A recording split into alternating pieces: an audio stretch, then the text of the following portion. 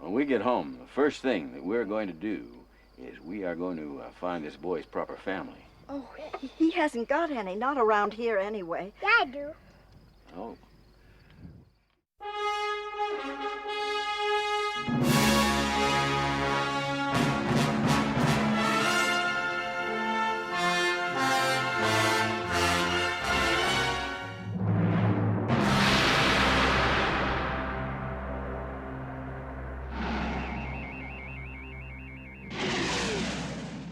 Walking. 166, take one. Action! Stop it! All right, Todd. It's over. Don't believe him, Your Grace. You don't know him the way that I do. I sense the presence of Jor-El here. We will destroy this place. And then kill him. As an old-time production person, I personally didn't think it was a very good idea trying to shoot two films at the same time. I personally think you're better to concentrate on one film, make that, and then go on and do the second film, and using some of the resources that you'd used in one. Whereas they felt it was easier to shoot scenes from one and two in the same place at the same time. And in the end, you get yourself into a bit of a bugger's muddle doing that. It was a continuing saga, the way Tom and I looked at it, that if you're doing one, hell, it's just as easy to do two, it's just that much more footage. One would lead into two, and for those that didn't see one, we would have a prequel. There's form and the substance. The form in making the two pictures together was substance, because they were saying, we are going to be an event. It signaled that.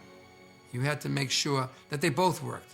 So that risk was taken, but what it gave to the momentum of the project was a sense of certainty, a sense of momentum, a sense of daring do.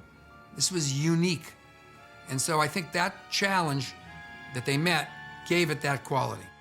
It presented production problems, but actually we were smart enough to do was, every time we had a set, like Fortress of Solitude, we tried to do everything in that for both pictures. So once you were done with that set and those actors, you were done. You never had to go back. So in that way, we did one and two together.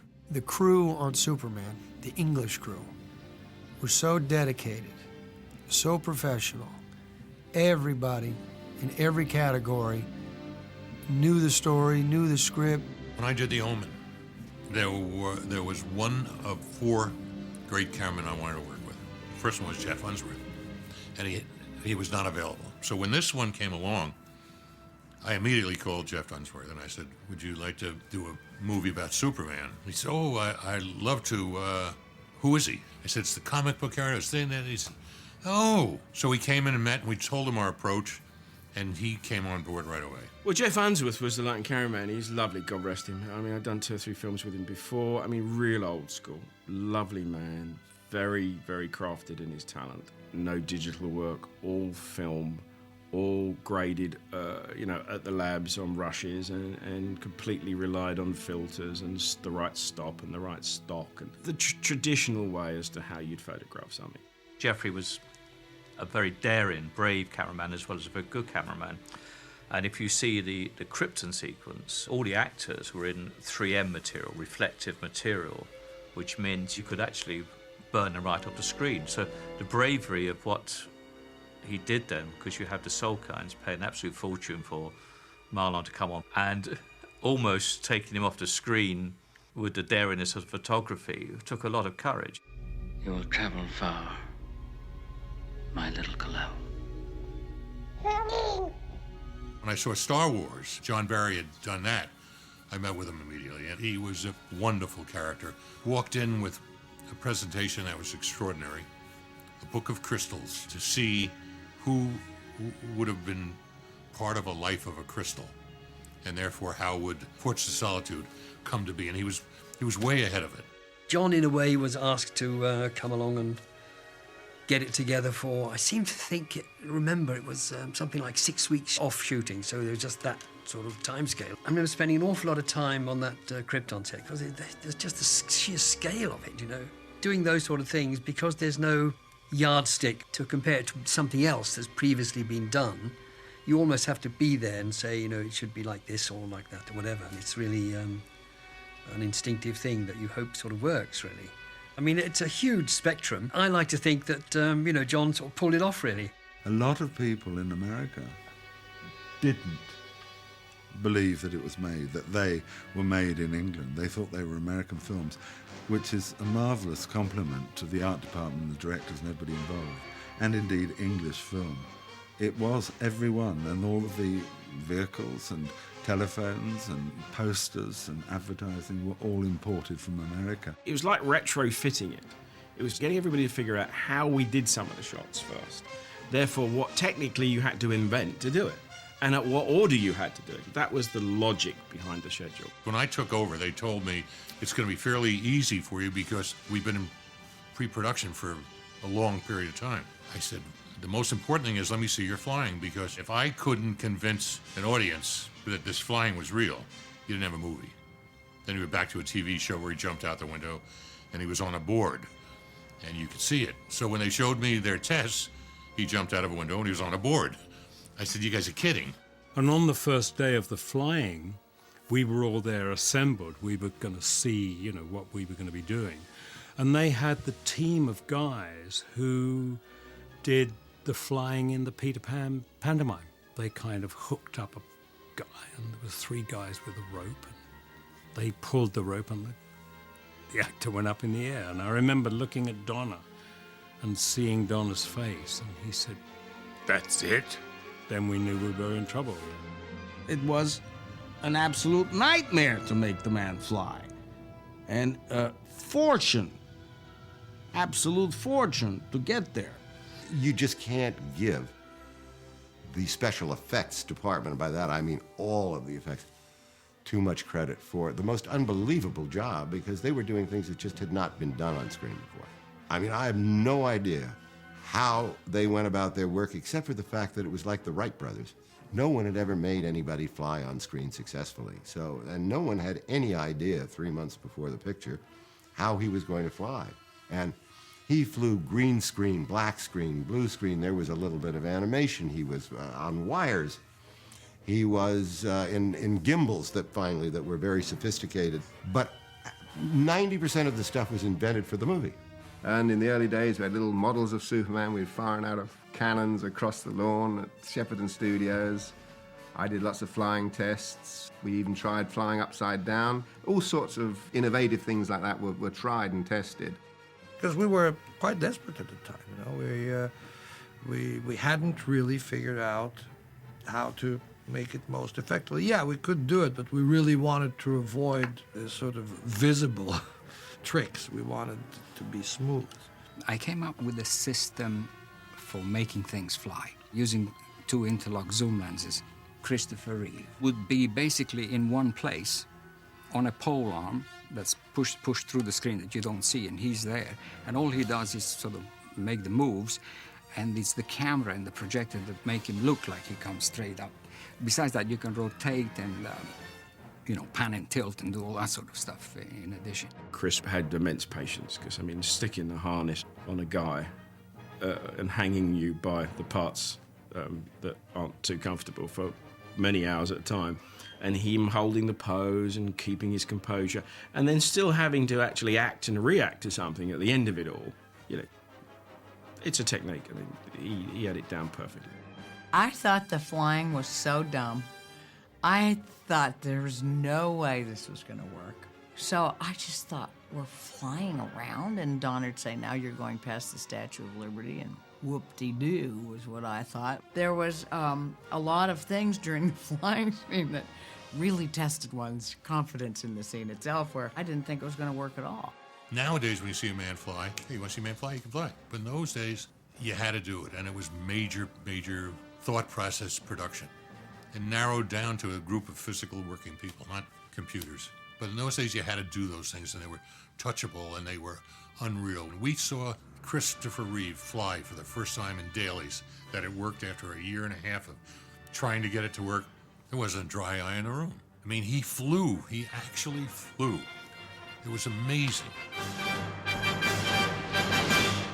Good evening, Warden. I think these 2 men should be safe here with you now till they can get a fair trial.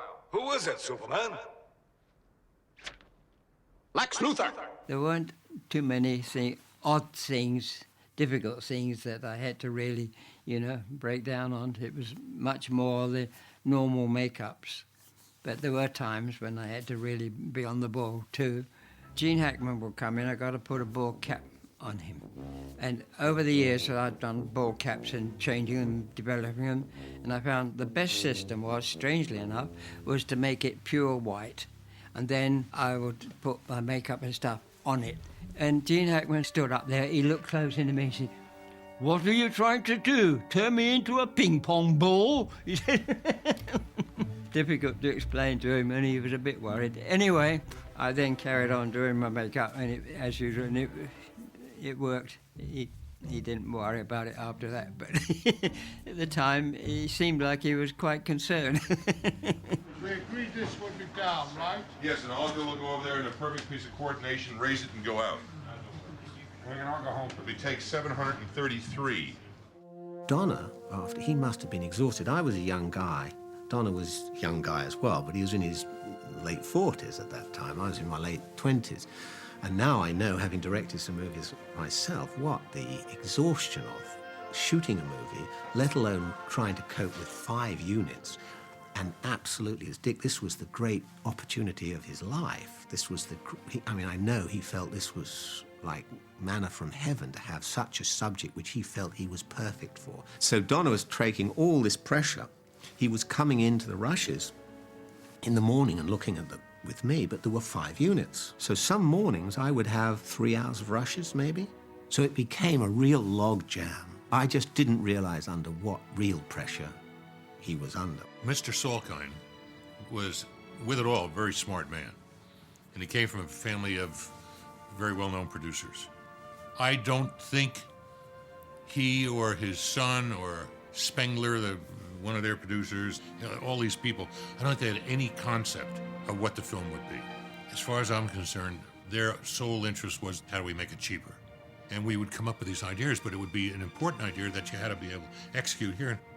I'd say, go, do it, and then they would say no, but my people would go, and this went on for a million things. God rest his soul, my father, Alexander Salkind, was breathing very hard on my neck. And I would go on the set, I would just stand there to, put more pressure. But it was horrible. It got so bad, I couldn't talk to them. I couldn't stand the sight of them, quite honestly. And I said, stay away from me. Stay off the goddamn set. I'm sure I came up with the idea there, that I said, well, why don't we hire Lester, who we have a very good friendship with Musketeers, and actually I think we even considered him at one point to direct it, because he will be like another producer, and being a director, okay, let's face the worst. If everything really goes bad, perhaps he can take over. He came on the set one day and he said, Dick, he introduced, and I said, listen, he said, I'm here to be a go-between. Nothing more than if you have something to say to them, say it to me and I'll tell them. If they have something to say to you, they'll tell me. He said, I'll help you any way I can if you need me. I said, look, I don't need you in the process of making the film, but that's great because I really don't want to be involved with these people. But it made for an uncomfortable situation, obviously more uncomfortable for Dick than anybody, knowing that a director, especially one of Richard Lester's quality, was sitting there, but nobody knew if Alexander Salkind was going to fire Dick Donner, then where were they going to be? It must have been a blow to him, because essentially what it was a sort of Damocles hanging over his head that he could be fired, because directors can be fired. Don't forget, this isn't a studio picture, this is run by the Salkinds. Donner protected us from a lot. And he was an actor, and he knows that that's not something you pass on. So we knew this was going on in the background, and you couldn't miss that there was tension between the Salkinds and Pierre Spengler and everybody else. I mean, everybody else. It wasn't just Donner.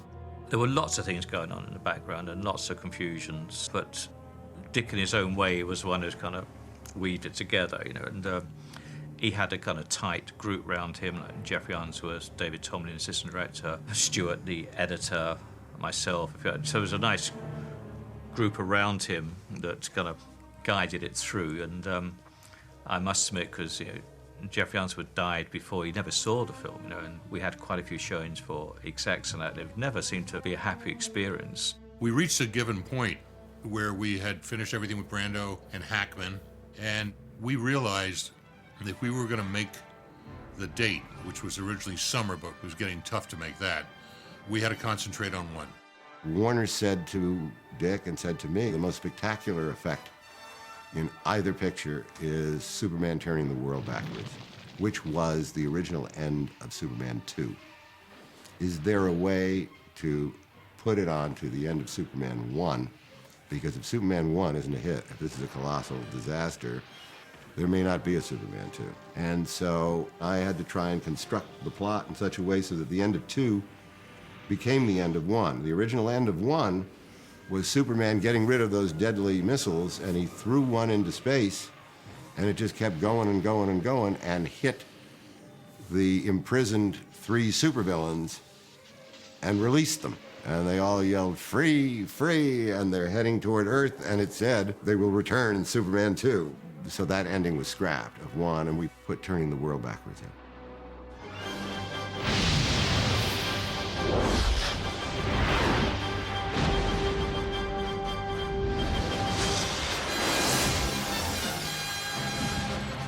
Having worked with Jerry Goldsmith, and then he got an Academy Award on The Omen, and we were very close friends.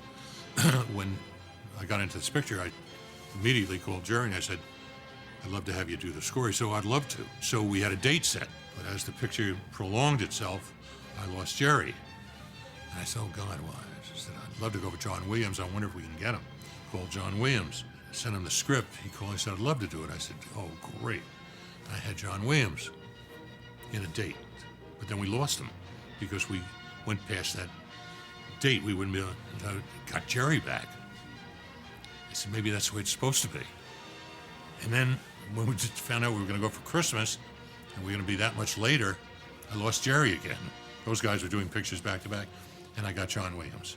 One of the most exciting things about doing film music for me is the opportunity that we can have for creating an original music for a character, as in the case of Superman, that had even been with us for decades, but that isn't yet identified musically. And we have the challenge of being able to do that if we can do it. Certainly, speaking for myself, it's a difficult thing to do because the musical identification needs to be accessible and very direct. If it was something obtuse or very complicated or difficult to get one's ear and mind around it, probably wouldn't work as well.